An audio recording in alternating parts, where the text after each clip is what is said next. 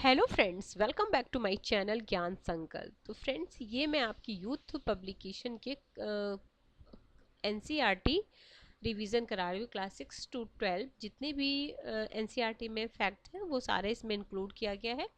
इसका ऑलरेडी दो पार्ट मैंने चैनल पे अपलोड कर रखा है, अगर आपने नहीं देखा है, मॉडर्न इंडिया का और एंशिएंट, तो मैंने पूरा ही कंप्लीट करा दिया है। तो अगर आपने वो नहीं देखा तो प्लीज़ उसे ज़रूर देख लीजिएगा, काफ़ी हेल्पफुल आपके लिए है, क्योंकि इसमें जितने भी एनसीईआरटी में फैक्ट्स हैं वो सारा इसमें इंक्लूड किया गया है। तो आप किसी भी स्टेट का पीजीटी या टीजीटी दे रहे हो, उसमें एनसीईआरटी से क्वेश्चन पूछे ही जाते हैं। तो इसमें आपको क्विक रिवीजन में, जैसे मान लिया आपने पहले पढ़ा होगा, उसके बाद रिवीजन क्या क्या क्वेश्चन बन सकते हैं वो आपको पता चल जाएगा इसमें। ठीक है, चलिए स्टार्ट करते हैं। और ये कंप्लीट होने के बाद इसका एमसीक्यू भी सीरीज में लेके आऊँगी। चलिए, वो मैं इसका ये क्या दृष्टि आईएएस वाला जो है उस वो मेरे पास है, उससे मैं आपके लिए एमसीक्यू भी लेके आऊँगी। चलिए, तो क्या है, पहला है आज, देखिए 23 जून 1757 को ब्रिटिश ईस्ट इंडिया कंपनी ने युद्ध, पलासी का युद्ध, तो क्या है थे नवाब, एक मिनट, ठीक है, तो नवाब थे 23। सबसे पहले तो पलासी का युद्ध का डेट याद रखिए, 23 जून 1757 ईस्ट इंडिया कंपनी ने पलासी युद्ध में बंगाल के नवाब के निर्णायक जीत हासिल की। 1662 में पुर्तगाल के राजा ने इंग्लैंड के चार्ल्स द्वितीय को इसे भारतीय तटीय शहर के दहेज के रूप में दिया था। वो कौन सा शहर था? वो मुंबई था। मुंबई को उन्होंने दहेज में दिया था। भारतीय इतिहास में 1756 घटित हुई काली कोठरी की जो घटना थी वो कहाँ पे हुआ था? कलकत्ता में हुआ था। एक मिनट, फिर बंगाल के नवाब सिराजुद्दौला पलासी की लड़ाई में हारे थे 1757 में। पलासी का युद्ध ईस्ट इंडिया कंपनी और बंगाल के नवाब के बीच हुआ था। पलासी की लड़ाई के बाद अंग्रेजों ने भारत में राजनीतिक सत्ता हासिल कर ली थी। यह लड़ाई वर्ष 1757 में हुई थी। ईस्ट इंडिया कंपनी ने बंगाल और बिहार पर दीवानी अधिकार प्राप्त किया 1765 में। मुगलों ने ईस्ट इंडिया कंपनी को दीवानी अधिकार बंगाल, बिहार, उड़ीसा में राजस्व संग्रह करने और दीवानी मामले में निस्तारण करने का अधिकार वर्ष 1765 में प्रदान किया। बक्सर का युद्ध वर्ष 1764 में हुआ। ब्रिटिश ईस्ट इंडिया कंपनी ने बंगाल का विस्तार 1757 में पलासी की लड़ाई में अंग्रेजों की जीत के बाद किया। 1757 में पलासी के युद्ध में ईस्ट इंडिया कंपनी की सेना का नेतृत्व लॉर्ड क्लाइव ने किया। पलासी और बक्सर की लड़ाई ने अंग्रेजी शासन की स्थापना बंगाल में की। मुर्शिद कुली खान ने युद्ध को बंगाल का नवाब घोषित कर दी। मुर्शिद कुली खान ने खुद को बंगाल का नवाब घोषित कर दिया और अपनी राजधानी ढाका से हटाकर मुर्शिदाबाद किया। ठीक है, आगे है कंपनी की देसी राज्यों के प्रति नीतियां। क्या क्या नीतियां थी? तो ईस्ट इंडिया कंपनी ने रंजीत सिंह के साथ अमृतसर की पहली संधि पर हस्ताक्षर किया 1809 में। प्रथम एंग्लो वर्मी युद्ध का अंत हस्ताक्षर करने पर हुआ यांडावो की संधि। बक्सर के युद्ध के बाद ईस्ट इंडिया कंपनी मुगल सम्राट के प्रति वर्ष भुगतान करने के लिए सहमत हुई, तो 26 लाख पे। अगला डलहौजी ने भारत में ब्रिटिश साम्राज्य के लिए अवध को कब्जे में लिया, तो राज्य में अव्यवस्था के माध्यम से। हड़प नीति का कट्टर समर्थक था लॉर्ड डलहौजी। वह दूसरा प्रांत जिसने सहायक संधि को स्वीकार किया, मैसूर। उसका लिस्ट ही दे दूंगी कब कब सहायक संधि हुई थी, किस किस, क्योंकि उसको क्रम में भी सजाने को आ जाता है। महाराजा दिलीप सिंह ने पंजाब के ब्रिटिश साम्राज्य में विलय से संबंधित कागजात हस्ताक्षर किए थे 29 मार्च 1849। विलय का सिद्धांत के तहत राज्यों के विलय का सही क्रम, हाँ ये भी याद रखें, पहले सतारा, बघाट, उदयपुर और झांसी। डलहौजी ने पहले ही हड़प नीति लागू कर दिया था, तो मांडवी, कोलाबा, जालौर एवं सूरत। उत्तर पश्चिमी प्रांत में अवध का एकीकरण हुआ था 1877 में। सहायक संधि स्वीकार नहीं की थी किसने? इंदौर के होलकर राज्यों ने। अवध के नवाब वाजिद अली शाह को ईस्ट इंडिया कंपनी ने गद्दी से उतार दिया। 1856 में लॉर्ड डलहौजी ने कुछ शासन के आधार पर अवध का विलय कर दिया। 1856 रिंग फेस की नीति के नाम से जुड़ा वॉरेन हेस्टिंग, ठीक है, option number Warren Hasting. Bharat के उत्तर पूर्वी भाग में त्रिपुरा की पूर्व रियासत पर शासन था माणिक्य वंश का। भारत के असम राज्य अहोम वंश का शासक था। अवध के नवाब ने ब्रिटिश भारत के गवर्नर जनरल लॉर्ड वेलेस्ली द्वारा शुरू किए सहायक गठबंधन को स्वीकार किया 1801 में। आगे है ब्रिटिश कालीन राजस्व और न्यायिक सुधार। क्या किया? न्यायिक सुधार। तो सबसे पहले ईस्ट इंडिया कंपनी ने कलकत्ता में सर्वोच्च न्यायालय की स्थापना की 1773 में। 1834 में ब्रिटिश भारत में प्रथम विधि आयोग की अध्यक्षता की लॉर्ड मैकाले ने। भारतीय क्षेत्र के ब्रिटिश राजस्व रिकॉर्ड में महाल एक राजस्व भू संपत्ति है जो हो सकता है एक गांव या गांवों का समूह। कृषक से एकत्रित भूमि राजस्व को जाना जाता है रैयतवारी व्यवस्था के रूप में। वह भू राजस्व प्रणाली जिसमें मूल इकाई के रूप में गांव को आधार माना जाता महालवारी प्रणाली।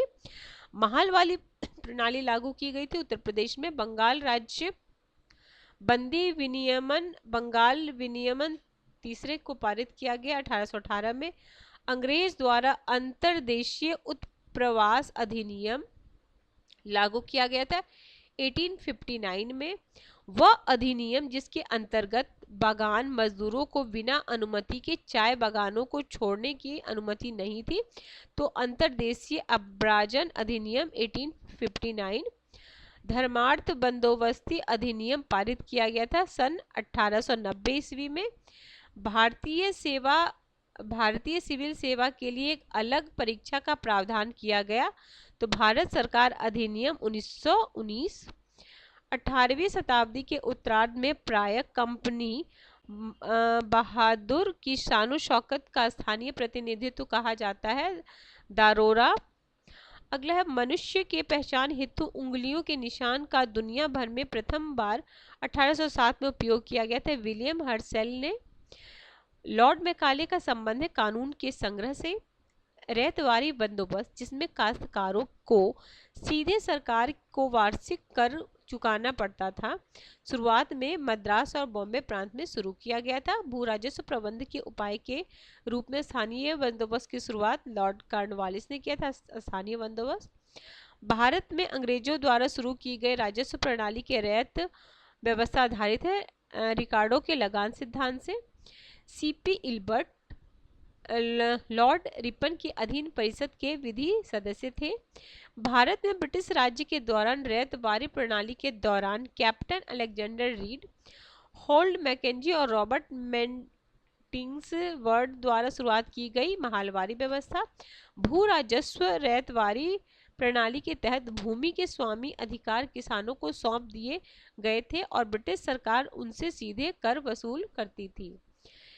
ईस्ट इंडिया कंपनी द्वारा स्थायी बंदोबस्त लागू किया गया था तो 1793 में।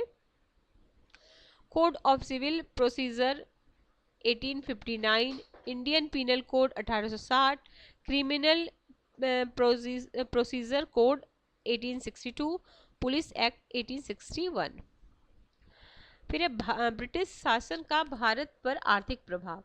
तो 1854 में भारत की पहली कपास मिल की स्थापना की गई। कहाँ पे? मुंबई में। भारत ने इंग्लैंड को धन निकासी के सिद्धांत देने वाला पहला राष्ट्रवादी दादा भाई नौरोजी। औपनिवेशिक काल में भारत के व्यापार की सबसे महत्वपूर्ण विशेषता थी निर्यात अधिशेष। 1853 में मुंबई थाने के बीच पहली बार ट्रेन लगभग 34 थी, ठीक है, ब्रिटिश मतलब डब्बे वाली ट्रेन होगी। ब्रिटिश भारत ने दक्षिण भारत प्रांत में राजस्व एकत्रित करने की रैयतवारी प्रणाली लागू की गई थी। भारत में ब्रिटिश औपनिवेशिक सरकार द्वारा मॉन्टफोर्ट सुधार 1918 1859 में कोलकाता में पहली जूट मिल लगाई गई थी। रिसड़ा में सबसे पहले धन की निकासी का सिद्धांत दादा भाई नौरोजी ने। 1850 में अंग्रेजों ने रेल परिवहन की अवधारणा पेश की, जिसने भारतीय अर्थव्यवस्था की संरचना को काफी प्रभावित किया। पहले नगर निगम की स्थापना 1688 में मद्रास के पूर्व प्रेसिडेंसी टाउन में ब्रिटिश काल के दौरान की गई।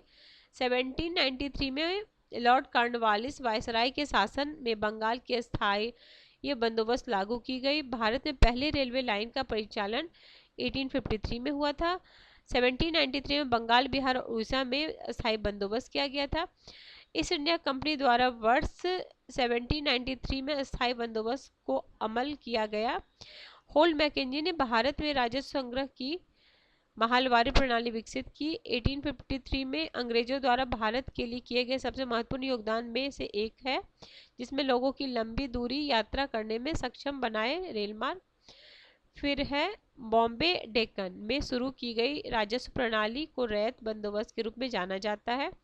दादा भाई नौरोजी वर्ष 1892 में यूनाइटेड किंगडम में हाउस ऑफ कॉमन्स के पहले भारतीय सदस्य बने। फिर है दादा भाई नौरोजी ने 1867 में भारत की प्रति व्यक्ति आय की गणना और उनको अपनी किताब ये भी कई बार poverty and unBritish rule of India, तो ये कई बार एग्जाम में पूछा गया। स्वतंत्रता से पूर्व, देखिए आप इस वीडियो को 2 से 3 बार सुन लीजिएगा, तो आप जब इसका एमसीक्यू कीजिएगा तो काफ़ी क्वेश्चन आपके सही हो जाएंगे। स्वतंत्रता से पूर्व भारत में गरीबी अवधारणा का चर्चा करने वाला प्रथम व्यक्ति था दादा भाई नौरोजी। 18, क्योंकि इसमें बहुत सारे फैक्ट हैं, तो फैक्ट को आपको कई बार पढ़ना पड़ता तभी याद होता है। 1880 में भारत की पहली कपास मिल कलकत्ता में, देखिए 1818 में भारत में पहली बार कपड़ा मिल कलकत्ता के पास फोर्ट ग्लास्टर में स्थापित की गई थी। भारत में अंग्रेजों द्वारा यात्रियों के लिए रेलवे की शुरुआत 1853 सन 1853 में बॉम्बे से थाने तक यातायात के लिए पहला रेल मार्ग खोला गया। भारत में पहली यात्री रेलगाड़ी महाराष्ट्र से शुरू की गई। बॉम्बे डेक्कन में पहली राजस्व बंदोबस्त का संचालन 1820 में। अस्थायी बंदोबस्त लागू होने के समय वर्धमान का राजा तेज चंद्र था। स्वतंत्रता प्राप्ति से पूर्व भारत का सर्वप्रथम जूट मिल बंगाल में स्थापित किया गया था। चंपारण सत्याग्रह से पहले चंपारण के किसान पचकठिया प्रणाली को अपनाते थे, जिससे 1 बीघा के 5 कट्ठों में नील बोया जाता था। फिर वर्तमान में पश्चिमी उत्तर प्रदेश के मध्य प्रदेश और पंजाब के कुछ हिस्से में 1830 को महालवारी व्यवस्था शुरुआत की गई थी। रैयतवारी व्यवस्था की शुरुआत 1820 में हुई थी। रैयतवारी व्यवस्था मुंबई और मद्रास में शुरू किया गया था। रैयतवारी व्यवस्था और मुंबई, ठीक है। अगला है वॉरेन हेस्टी ने इजारेदारी व्यवस्था की शुरुआत की थी, जिसके अनुसार राजस्व एकत्र करने का अधिकार उच्चतम बोली लगाने वाले 5 साल की अवधि के लिए किया गया था। अगला भारतीय दुर्भिक्ष संहिता 1883, ये भी पूछा गया है। दुर्भिक्ष संहिता अभी इधर रिसेंट में मैंने कोई सा पेपर तो कराया, उसमें पूछा गया था। 1883 का निर्माण किस आयोग के द्वारा किया गया था? स्ट्रेची आयोग के द्वारा। 18वीं शताब्दी के पूर्वार्ध में बंगाल से निर्यात होने वाली सबसे महत्वपूर्ण वस्तुएं सोरा, कच्चा रेशम, चीनी, अफीम। 1918 में भारतीय उद्योग आयोग के सदस्य के रूप में किसने अपनी रिपोर्ट को अलग प्रस्तुत किया था? M.R. जयकर। भारत में आधुनिक राष्ट्रीय आंदोलन के विकास में उत्तरदायी कारण नहीं है भारत में राजनीतिक विविधता। इंडियन सिविल सर्विस परीक्षा उत्तीर्ण होने वाले प्रथम भारतीय तो सत्येंद्र नाथ टैगोर है। फिर है स्वतंत्रता पूर्व भारत में गरीबी रेखा पर चर्चा करने वाला पहला व्यक्ति दादा भाई नौरोजी है। भारत में औपनिवेशिक शासन काल के दौरान पहली बार कारखाना अधिनियम पारित किया गया था 1881 में। ठीक है फ्रेंड्स, तो आज की क्लास में इतना है। नेक्स्ट क्लास में हम 1857 का विद्रोह से रिलेटेड जितने भी फैक्ट हैं वो करने वाले हैं। तो किसी वजह से चैनल अगर हेल्प कर रहा है प्रिपरेशन में, तो जरूर चैनल को चैनल को सब्सक्राइब कर लीजिएगा। अगर आपका सब्जेक्ट पॉलिटिकल साइंस है या हिस्ट्री है, चैनल आपको काफ़ी हेल्प करने वाला है। तो अपने फ्रेंड्स फैमिली में ज़रूर शेयर कीजिएगा। तो मिलते हैं हम नेक्स्ट वीडियो में। Till then bye bye, keep watching and keep sharing.